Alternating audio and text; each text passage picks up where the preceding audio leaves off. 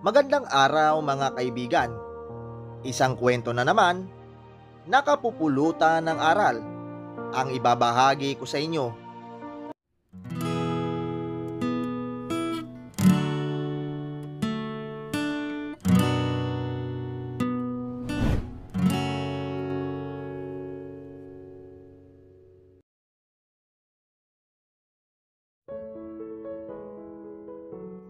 Ang kapalaran ng tao ay hindi kayang hulaan ni numan. Magkaduguman kayo. Hindi mo masasabi ang tadhana ng bawat isa sa inyo. Kaya naman ang kwento ng buhay ng magkapatid na Ellen at Ella ay talagang kakaiba kumpara sa mga buhay ng ibang kaedad nila.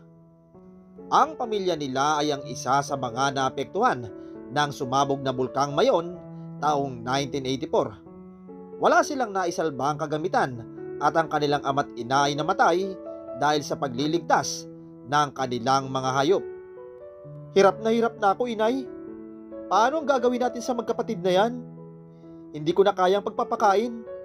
May anak pa akong 4. Saad ng tiyahin ng magkapatid. Ewan ba naman sa iba nating kamag-anak? Hindi man lang tayo tulungan. Paano ang pag-aaral ng magkapatid na yan? Mabuti pa, ipaampo na lang natin. Wala naman tayong kakayahan eh. Mauunawaan naman siguro tayo ng 2 batang yan paglaki. Wika pa ng isa pa nilang kamag-anak. Mahirap lamang ang kanilang angkan kaya naman nagpasya ang kanilang kaanak na ipaampo ng magkapatid na Ella at Ellen na edad 6 na taon pa lamang sila noon. Si Ellen ay inampo ng pamilyang may kaya sa buhay na isang negosyante at may mataas na katungkulan sa gobyerno, at si Ella naman inampo ng isang pamilyang hindi mayaman na naawa lamang sa bata ng oras na yon. Napakahirap ng buhay sa lugar na yon. Ilang taon silang halos mamalimos ng tulong sa gobyerno para lang makatawid sila sa gutom. Halos lahat ng kamag-anak ng magkapatid umalis na sa lugar para matakasan ang hirap ng buhay. Swerte ang batang si Ellen ang umampon, may mga kamag-anak sa ibang bansa at hindi siya nakaramdam man lang ng hirap mula nang ampunin siya. Pinag-aral pa siya sa Amerika at nanirahan doon ng nasa 14 na taon din. Ellen, babalik na tayo ng bansa dahil sa ating mga ari-arian doon, at ang mga kapatid mo naman ay may mga asawa na rito sa Amerika. Kaya na nilang mamuhay dito. Wika ng umampon kay Ellen. Sige po, at magnenegosyo na lang tayo, saad ng dalaga. Bumalik na nga sila ng Pilipinas at nakabangon na muli ang Bicol, at nagnegosyo na lang si Ellen at namuhay kasama ang umampon na may magandang kabuhayan sa syudad ng Bicol at hindi itinuring na ampon itong si Ellen. Anak, magnegosyo ka. Kahit ano, para hindi ka mainip. Basta kung anong gusto mo. Sige, kami ang bahala ng papa mo. Sunod sa loob si Ellen, ang pera hindi problema. Kung gusto ni Ellen ng puhunan, agad siyang binibigyan at barya lamang ang 100,000 piso sa umampon sa kanya. Isang butik ang pinaglaro ang negosyo ni Ellen. Halos naglalaro lamang ito. Ang kabuang puhunan umabot ng 250,000 na mili sa Hong Kong at Thailand si Ellen at babalik ng Pilipinas. Nadala ang kanyang mga paninda. Samantalang si Ella mas lalong naghirap sa buhay ng umampon sa kanya. Halos high school lamang ang pinatapos dito at naglalabada na lamang si Ella para mabili niya ang mga pangangailangan niya. Ella, magambag ka sa pambayad ng mga bills ha? Alangan naman kami pa. Wika ng kanyang nanay-nanayan na nagpalaki sa kanya. Maging ang mga anak nito pinamumuka sa kanya na siya'y ampon. Tanggap niya naman na yun ang kapalaran niya. Iiyak lang at muling babangon at maghanap muli ng pagkakakitaan. Ella, maglaba ka muna bago umalis ha. Tambak ang mga labahin namin. Idamay mo na ang mga damit ng apo ko. Sigaw ng nanay ni Ella. Opo, nay, sagot ni Ella. Pagod na pagod si Ella at pagkakain na siya. Halos tutong na lang ang natitira sa kanya. Pagtitiisan niya ang matigas na kanin, malamnan lang ang kumakalam niyan tiyan. Malimit asin na lang ang ulam niya. Lalagyan niya ng mainit na tubig ang tutong at kakainin niya na ito at mamamahinga at maglalabanan na naman doon sa bayan. Magkaibang mundong ginagalawan ng magkapatid at ang kanyang tiyahin na nagpampun sa kanila namatay na sa sakit, kaya wala nang makapagsasabi pa kung asa ng dalawang batang kanyang pinampun. Ella, asan kaya ang kapatid mo? Siguro, mas maganda ang katayuan kumpara sa'yo. Saad ng kaibigan ni Ella. Sana, hindi kagaya ko ang pamilyang napuntahan niya. Hirap na ako sa buhay ko. Daing ni Ella. Sana, magkita pa kayo, Ella. At huwag kang susuko ha. Hayaan mo, ihahanap kita ng trabaho sa bayan. Kahit sales lady lang. Pangako ng kanyang kaibigan. Isang araw katatapos lang noon maglabada ni Ella at namamahinga hanggang makatulog sa upuan dahil sa pagod nang bigla na lang siyang binato ng bangko ng nanay-nanayan niya. Nagising na lang siyang dumudugo ang noo at pinagmumura siya maging mga anak nito at bigla siyang nakaramdam ng pagkahilo. Kapal mo naman, Ella. Wala man lang sinaing. Tapos, tulog-tulugan ka dyan. Pagod kami. Ni ulam wala. Sigaw ng mga ito kay Ella. Aray ko. Ang ulo ko. Bakit po kayo nananakit? Madaling araw naglalabada na po ako. Kaya pagod na ako. Pero, bakit niyo ako sinasaktan? Pwede niyo naman po akong gisingin at utusan. Sobra na po kayo. Hagulgol ni Ella. Aba, kami pa ang sobra. Ikaw nga ang pabigat dito. Hindi ka naman namin kaano-ano. Sigaw ng mga anak nang umampon sa kanya. Sapat na ang kanyang narinig. Dumudugo ang ulo nito na umalis. Nagbitbit lang ng ilang damit si Ella at tuluyan nang umalis ito sa poder ng umampon. Tumakbo siya sa kaibigan niya at napaawa naman ang magulang ng kaibigan niya sa kanya, kaya pinatuloy siya pansamantala. Grabe, Ella. Papatayin ka ba nila? Ha? Ang sama ng ugali nila. Karmahin sana sila. Tama na, Ella. Huwag ka na umiyak. Lalong dumudugo ang noo mo pag umiiyak ka. Hayaan mo. Ipapasok kitang sales lady sa bagong bukas na butik sa bayan. Saad ng kaibigan nito. Kinabukasan pinahiram si Ella ng damit ng kaibigan niya para daw matanggap agad ito. Pag tinanong ka, bakit may band-aid ka sa noo, sabihin mo na lang na aksidente ka. Lakasan mo ang loob mo ha. Saad ng kaibigan ni Ella. Walang kaalam-alam si Ella ang may-ari ng butik ay si Ellen, ang kapatid niya, at doon nga iikot ang bagong kapalaran ng magkapatid. Naku, kaya mo bang maging sales lady? Mga branded ang tinda ko. Baka kala mo, tambaklaran lang ito. Ayusin mo ha. Pasalamat ka at kailangan ko talaga ng assistant. Kaya sige, itatry kita. Start ka na bukas. Pinapakain ko ang mga staff ko at libre uniform. At ayaw na ayaw ko ang malikot ang kamay at laging late. Naunawa mo ba? Ha? Saad ni Ellen. Salamat po. Makakaasa po kayo, ma'am. Ani Ella.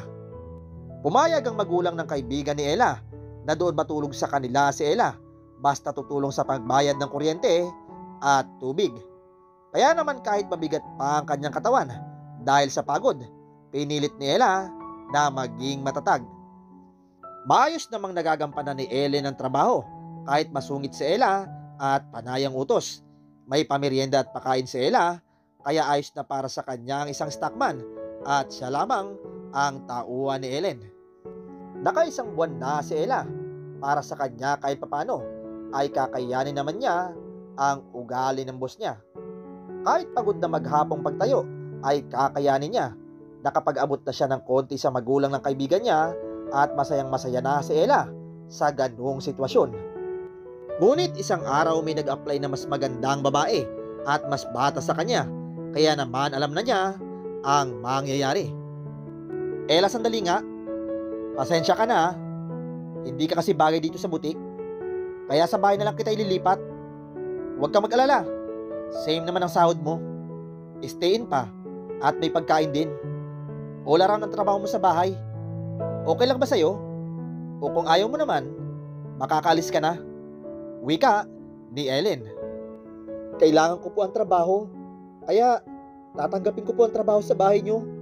Ani Ella na kahit nag-aalala siya sa sitwasyon. Nag-alala ang kaibigan ni Ella at wala din naman siyang magagawa. Kung ano ang pasya ni Ella, ay yun din ang kanyang susundin. Besh, mag-iingat ka. Balita ko, mataray daw sa kasambayang si Miss Ellen. Wala raw tumatagal dyan na kasambay. Basta pag di mo kaya, magpaalam ka ng maayos ha. Saad ng kaibigan ni Ella. Nakakatakot pala. Parang nagdadalawang isip ako. Saad ni Ella. Pero naisip ni Ella, paano na ang buhay niya kung mawawalan siya ng trabaho, kaya sumubok ito at nag-report sa bahay ni Ellen. Kaya naman doon niya nasaksihan ang tunay na ugali ni Ellen. Ibang-ibang ugali nito sa butik. Halos nagulat siya sa asal nito, palasagot sa magulang, at lahat na lang kanyang inuutos. Hoy Ella, bakit nakatanga ka dyan? Bisita ka ba? Dalhin mo na mga damit mo sa kwarto ng mga maid at magsimula ka na. Sayang ang pinapasahod ko sa'yo. Tsaka, naiirita ako sa pagbumuka mo. Pagtataray pa nito. Halos trabahong kalabaw ang pinapagawa ni Ellen kay Ella, at ang paglilinis ng kotse nila, iniutos din kay Ella. Kahit napalitan na ang cover ng mga kama, pag nainis si Ellen, pinalalabhan agad nito at ayaw sa washing. Pinakakamay niya kay Ella. Ellen, ano ka ba? Lumalabas na naman ang ugali mo. Noong nasa Amerika tayo, ganyan na naging problema namin sa'yo. Umuwi na tayo ng Pinas at ganyan ka na naman. Bakit ba anak? Ha? Saad ng mama ni Ellen. Hindi niyo ako anak, mama. At ang hirap isipin na pinabayaan na ako ng mga kamag-anak ko. Pinamigay nila ako. Sigaw ni Ellen. Kinig na kinig ni Ella ang sagutan ng mag-ina at pumasok sa isip niya na ampun pala si Ellen, kagaya niya. Swerte mo nga kumpara sa akin. Tapos, siya pang may ganang magwala. Iba rin ang ugali ng amo kong ito. Bulong ni Ella. Tiniis ni Ella ang lahat. Ang mahalaga may trabaho siya at kumakain ng tama. At isa pang pagsubok kay Ella nang maging mabait sa kanyang mag-asawa na nag-ampon kay Ellen. Ella, pag-aaralin kita ha. Kahit sa TESDA lamang. Nakakaawa ka pala. Wala ka na palang pamilya. Wika ng mama ni Ellen. Naku, wag na po. Ang mahalaga po, may sahod ako at kumakain araw-araw. Ayos na po yun, ma'am sir. Sagot ni Ella. Pero nagpilit ang papa ni Ellen at pinag-aral pa rin si Ella. At nang malaman yun ni Ellen, nagalit lalo ito at lalong pinahirapan si Ella. Hoy Ella, mula ngayon, ikaw ang magdi-deliver ng mga stock ko mula rito sa bahay hanggang butik ko. Buhatin mo at huwag kang arte na akala mo inaapi ka ha. Gabi-gabi yun. Abusada ka muchacha. Sigaw ni Ellen. Pero ma'am, may pasok ako sa gabi. Sagot ni Ella. Aba, problema mo na yun. Tumigil ka na lang. Ang yabang mo. May paaral-aral ka pang nalalaman. Muchacha ka lang naman. Sigaw pa nito. Naabot ng papa ni Ellen ang lahat at kinig na kinig nito ang mga sinabi ni Ellen kay Ella. Ellen, anong ugali meron ka? Ha? Sana, hindi ka na lang namin inampun. Bastos kang bata ka. Ang yabang mo pang manalita. Sigaw ng papa ni Ellen. Sa galit ni Ellen, tumakbo ito pa itaas ng kwarto niya at sa kaitaasan ng hagdanan, biglang nadulas ang dalaga at nahulog ito pa ibaba. Duguan itong bumagsak sa sahig at nataranta ang lahat at agad naman itong naitakbo sa hospital. Komatos ang dalaga at nangangailangan ng dugo. Walang makuna ng mag-asawa dahil hindi naman nila kadugo itong si Ellen at kahit kamag-anak nila, walang kamatch ang dalaga. Kaya naman nag-offer si Ella at baka raw magkamat sila ng dugo ni Ellen at laking gulat ng mga doktor, iisa sila ng blood type ni Ellen at nagsalita ang doktor. Pareho ba kayo ng pinagmulang lugar at same kayo ng blood type? Baka magkamag-anak kayo. Biglang nagkatinginan ng mag-asawa at agad nag-imbestiga ang mama ni Ellen. My God, Ella! Ikaw ang kapatid ni Ellen. Ikaw yung isang bata na pinaampun din. Sabi ko na, tama ang kutob ko. Mabuti naman. At sa amin ka nagtrabaho, anak. Saad ng papa ni Ellen. Niyakap ni Ella ang mag-asawa at tuwang-tuwa sila sa nangyari. Agad na salina ng dugo si Ellen at nagising na rin ito. Anak, ayan, huwag ka na malungkot ha. Nakita na namin ang ate mo. Sana maging okay ng lahat, anak. Saad ng mama ni Ellen. Talaga po? Asan siya? Gusto ko na siyang makita. May kapatid pa pala ako. Ani Ellen. Anak, siya ang ate mo. Si Ella. At sa kanya galing ang dugo mo. Saad ng papa ni Ellen. Ikaw? At napaluha na lang lahat, maging ang doktor at mga nurse. Ate, I'm so sorry. Patawarin mo ko. Hindi ko alam. At hindi ko sinasadya. Matagal na kitang pinapahanap. Itinago ka nila sa amin. Kaya nawalan na ako ng pag-asa. At feeling ko, solo na ako sa mundo. Ang selfish ko. Sorry ate. Agulgol ni Ellen. Kaya naman na makalabas ng ospital si Ellen, bumawi ito kay Ella. At ang mag-asawa inayos ang last will. At ang magkapatid binigyan nila ng sapat na mana. At itinuring nila na anak na rin itong si Ella.